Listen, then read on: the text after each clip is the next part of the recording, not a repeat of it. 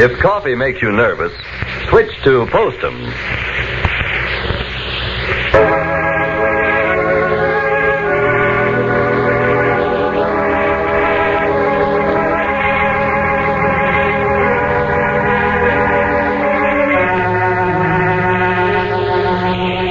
The makers of Postum, the favorite mealtime drink in millions of American homes, present those two lovable old characters from the hill country, Lum and Abner.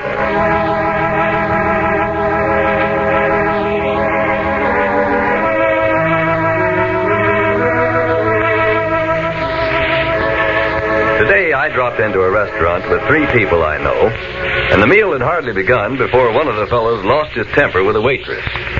A few minutes later, one of the other fellows, though pleasant enough, almost jumped out of his seat when a plate was dropped. And the third, as soon as he finished eating, ordered a bicarbonate for his indigestion. What was wrong with those people? What made one of them touchy and bad-tempered, another jittery, and a third suffer from indigestion? Well, each one admitted to me what his doctor said. It was nerves, coffee nerves. Now, don't think for 1 minute I'm trying to tell you that coffee makes everybody nervous, because it doesn't. Many people can drink coffee without any ill effect at all, but many others cannot. So if you suffer from nerves, and nerves, you know, can make you touchy and irritable, or jumpy and jittery, or give you indigestion, and you think coffee may be responsible, or even partly responsible, make it a point to switch to Postum. For Postum contains no caffeine or other stimulant that could possibly set your nerves on edge. And Postum has a flavor all its own. A distinctive, full-bodied flavor that's made Postum the favorite mealtime drink in millions of homes. So drink Postum instead of coffee. And in just 2 weeks, long enough to give Postum a fair trial, see if you aren't less nervous. See if you don't feel better. See if you aren't a calm, likable person again. Drink Postum. There's a reason. Climaxing a vigorous campaign, the all-woman's ticket was elected by a big majority in the city election held in Pine Ridge last Friday. The women of the town became sort of dissatisfied with the city officials and decided to take matters into their own hands. The result is that Pine Ridge is unique in having a woman mayor, a woman chief of police, in fact, a civic government completely controlled by the women of the town. As we look in on our old friends today, we find Lum and Abner down at their store, still bewildered over the sudden turn of events. Listen. Granny done come Squire. I ain't saw him since election. No, he ain't been out much. He was terrible disappointed the way things turned out, though. Yeah, well, I don't blame him. Get out here and work his head off for the men's ticket and then find out a bunch of women beat you by stuffing the ballot boxes. Yeah, well, we can't say nothing about that, though, Squire stuffed them, too. The trouble is, he never stuffed them enough. No. Well, howdy, Squire. Yeah, come in. Well, gentlemen, I'll tell you, man, the thing I was afraid of has happened. You mean about the women getting elected? No, but things have happened just like I thought they would if those women ever got in office. Our little city has been made the laughingstock of the whole country. Look at here. Just look at there. Look at that headline right in the paper. Yeah, what paper is that? Well, this is the Kansas City paper. But Fort Smith paper and the county seat paper, they've all got a story about it. We're getting some publicity anyway. Yes, publicity that will ruin the town, Lum. Look at that. Just read that. Petticoat government in Pine Ridge. Another place here, they call it Girls Town. Girls Town. Yes, you know, there's been a lot of publicity during the last year about a place called Boys Town. Well, now they've given us the title of Girls Town. I'll tell you, men, we'll never live it down. Now, who would want to move into this town knowing that it's being mismanaged by a bunch of women? Newspapers have made laughingstock out of our whole town. That's what they've done. Well, personal, I don't think it makes much difference what the newspaper says, Squire. Pine Ridge has always been a nice, quiet place to live in. You live it down. Well, I won't attempt to live it down. I'm going to move someplace where men are men and women have, well, what some call the old-fashioned idea of making a home. Excuse me, Squire. I think that was our ring. You mean you're leaving town, Squire? Just as fast as I can sell off my property, I'm getting out of here, Abner. Jot'em down store. Lum Abner's talking. Well. Who? Oh, how are you, Your Honor? Who's that he's talking to? I don't know. I didn't catch the name, Abner. Well, I don't know, Melvy. You'll just have to work that out yourself. Oh, Mouthy Moots, no matter. You ought to found out how to run the office before you run for it. Well, I know a lot of things I'd do, but I wouldn't want to advise nobody else. No, but you women folks was so dead set on running things. Now you got the office, go ahead and run it. Don't come to me for no help. That's a time. All right, goodbye. Granny, that's a fine howdy-do. Fine how do you do, I must say. Yeah, what was Melvy wanting? Why, she beat me for the office. Now she's calling me up wanting to know how to run it. Says she don't know what the mayor's supposed to do. Well, of course she doesn't. And none of the rest of them know the duties of their offices either. Abner, I hate to say this about your wife, but I saw the most disgusting sight a while ago that I ever saw in my life. Disgusting. Your wife walking down the street all dressed up with a big chief of police badge on and 2 revolvers strapped at her side. She looked like Calamity Jane. Yeah, I know. I seen her. Don't ever think I'm proud of her neither, walking around packing firearms, knowing she's the mother of our little girl. Disgusting. Disgusting. I'd be ashamed of her if I was you.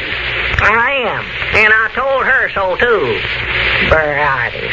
A full-grown woman like her having to carry pistols to protect herself. I'd bet even money she can beat every man in town in a fair fight. Well, it's the first time Elizabeth ever had any authority, and naturally... First time she ever had any authority? I mean, give to her, without her taking it. Oh.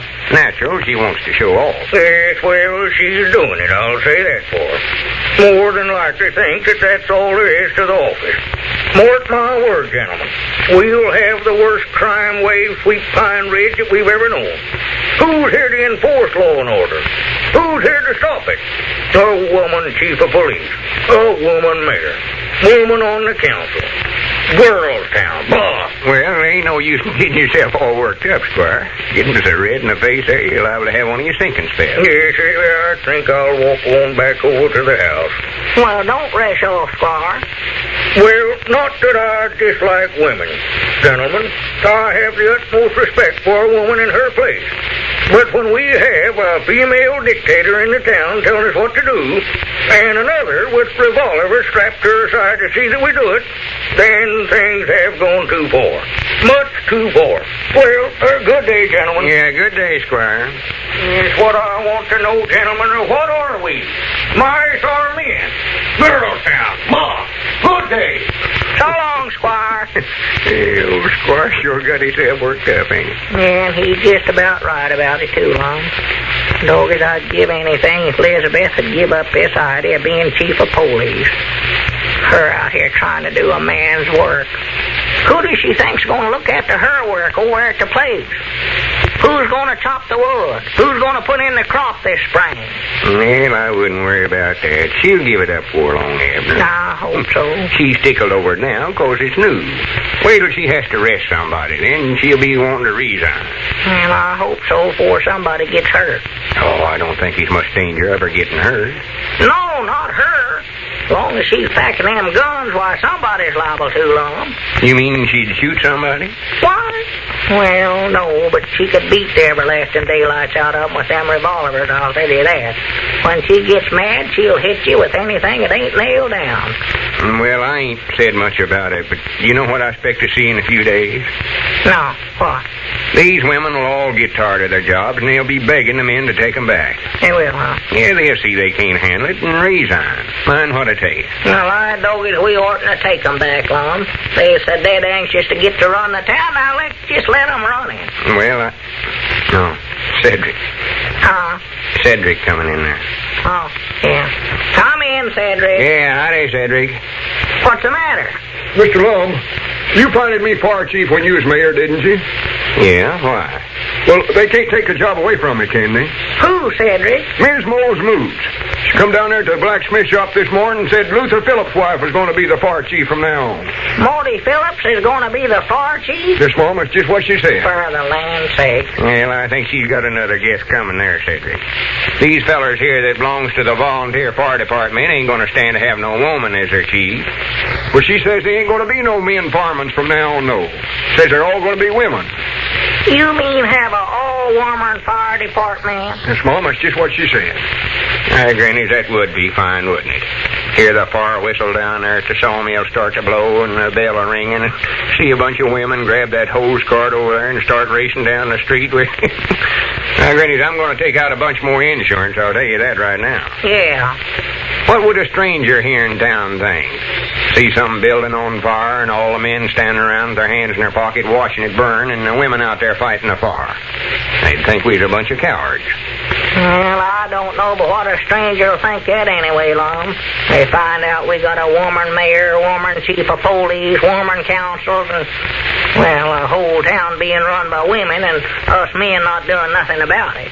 Yeah, we ought to take out some more fire insurance and theft insurance, too, before they find out we've got a woman fire department and a woman chief of police and run the rates up on us. I don't get that's right. I hadn't thought about that. That's just about what they'll do, too. Granny, I believe Squire's right. This woman government just ain't going to work. That's all they are to it. I believe that was our ring, Lum. Yeah, I'll get it. Hello, jot'em down store. Lum Abner's talking. Who? Oh, well, put him on. Sheriff calling from the county seat. Sheriff? Hello? Yeah, this is Lum Abner's talking. Well, I was mayor. I ain't no more. Oh, my goodness. When did that happen? Well, I do know. I got both. I ought to carry guns myself. Uh-huh. And you think they're headed this way, huh? All right, I'll tell her. Huh? Yeah, her. We got a woman chief of police now. Well, that's her hard luck. She had no business running for the office in the first place. All right, Sheriff. Yeah, I'll tell her. Goodbye. Where's Elizabeth, Abner? I don't know. I seen her down there at the barber shop a while ago. Oh, my goodness, she ain't started shaving, too, has she? No, she's just in there talking to Moles Moose. Oh. Well, better find her and tell her to get ready for action, Abner. The sheriff says the three fellers held up the bank in there at the county seat a while ago, and he thinks they're headed this way. He says it's up to her to catch them. Oh, my goodness. Hi, doggies. I'm glad now I weren't elected. Oh, my goodness. Well, Elizabeth Peabody gets her first test as chief of police. And knowing her as we do, we rather think the robbers made a mistake going in the direction of Pine Ridge. Before saying goodnight, I'd like to leave you with this thought. If you're touchy and short-tempered, or if you're jumpy and jittery, or bothered by nervous indigestion, you may be a victim of coffee nerves. For while many people can drink coffee without ill effects, many others cannot. So if you think coffee nerves may be to blame for your trouble, or even partly to blame, drink Postum instead of coffee. Enjoy hot, steaming Postum. Its distinctive, mellow flavor has made it the favorite mealtime drink in millions of homes. Just use either convenient form, Postum, made as you make coffee, or instant Postum, mixed instantly in the cup. Ask your grocer for Postum.